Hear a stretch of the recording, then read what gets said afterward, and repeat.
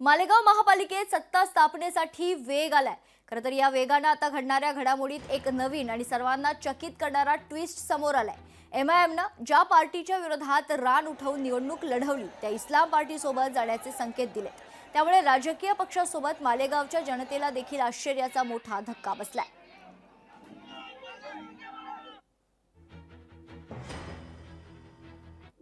नगर सेवक नहीं बना, मैंने इलेक्शन नहीं लड़ा।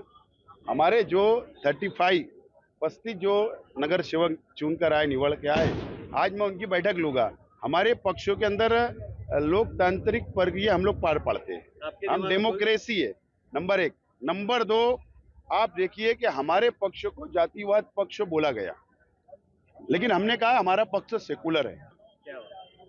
3 हिंदू भाई चुन के आए, दलित भाई भी चुन के आया और 2 हिंदू भाई भी आए, तो हमारा सेकुलर पक्ष है। हम लोगों ने बाहमी मशवरे से उनके बयान पर हमने जो नतीजा अख्ज़ किया है उस पर हम ये कहना चाहते हैं कि अगर वो शहर की तामीर व तरक्की और शहर को फ़िरका परस्तों से बचाने के लिए उन्होंने हमको पेशकश की है, तो हम ये चाहते हैं कि अगर वो अपने बयानात में सच्चे हैं और शहर के लिए, शहर वालों के लिए मुखलिस हैं और फ़िरका परस्ती के ख़िलाफ़ हैं, तो वो हमसे बात करें। बैठ कर के बातचीत होगी। शहर की तामीर व तरक्की के पेश नज़र अपनी और अपनी पार्टी का वक़ार बहाल रखते हुए हम उनके साथ बात करने के लिए तैयार हैं। इस्लाम पार्टीला समर्थन देणं म्हणजे जिहादला समर्थन देणं आहे।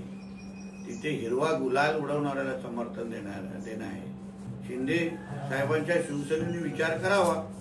हिंदुहृदय सम्राट बाळासाहेब ठाकरेंच्या विचारावर चालणारी शिवसेना शिंदे साहेबांची यांनी अशा पद्धतीच्या जिहाद करणाऱ्या पक्षांना आज मालेगावला अक्षरशः हे लोकांनी मिनी पाकिस्तान बनवण्याच्या दिशेने घेऊन चाललेले आहेत। तर ह्या जिहादीकरणाला आपण ताकद द्यायची का, हे शिंदे साहेबांनी विचार करून पाठिंबा द्यावा।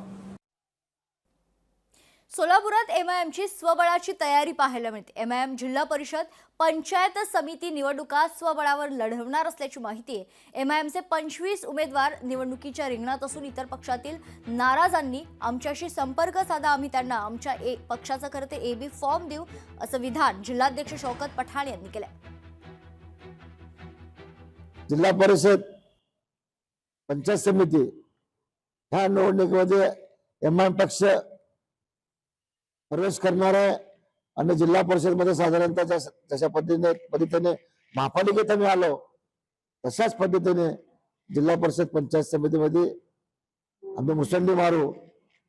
दुसरा मुद्दा असा आहे की जे काही लोक नाराज इतर पक्षात ज्यांना उमेदवार मिळत नसेल तर आपण 20 तारखेपर्यंत आमचा संपर्क करावं। आम्ही एबी फॉर्म त्यांना देण्यास तयार आहे आणि आमच्या पक्षाकडून सुद्धा आम्ही 20 ते 25 सीट लढवण्यास तयार आहेत। छत्रपती संभाजीनगरात जलील यांच्यावर पैशांची उधळण करण्यात आली आहे। मैफिलमध्ये इम्तियाज जलील यांच्यावर पैशांची उधळण झाल्याची माहिती आहे। जलील यांच्यासह नगरसेवकांवर पैशांची उधळण करण्यात आली, तर शहरात 33 नगरसेवक निवडून आल्यानं मैफिलीचं आयोजन करण्यात आलं होतं। नवनिर्वाचित नगरसेवकांकडून यावेळी पैशांची उधळण करण्यात आली, तर नागरिकांमध्ये या घटनेनंतर संताप पाहायला मिळतोय।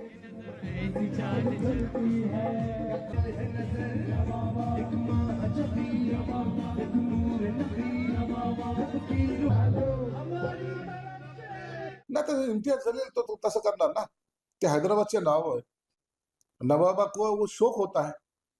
आता तो शोक कशा पद्धतीने लोकांसमोर येते आता लोक पाहतील, नोटाची उधळण करतील। उद्या लखनौहून हैदराबादहून कोणी नाचायला सुद्धा काही घेऊन येतील, त्यांचा डान्सही इथं होऊ शकतो। जलसा करणं हा त्याचा स्वभाव आहे, तर करा। शहर पाहतंय काय नेमकं लोकांना देत आहे। नगरसेवकाच्या भूमिकेत आहात का तुम्ही नवाबाच्या भूमिकेत आहात, यात जनतेने पाहून ठरवलं पाहिजे। आता पंढरपुरात भालके गट पंचायत समिती जिल्हा परिषद निवडणुका लढवणार असल्याची माहिती आहे. स्थानिक आघाडीच्या माध्यमातून भालके गट निवडणूक लढवणार आहे. निवडणुकीसाठी भालके गटाच्या वतीने इच्छुकांच्या मुलाखती देखील घेण्यात आल्या. विठ्ठल सहकारी साखर कारखान्याचे भगीरथ भालके यांनी मुलाखती घेतल्या.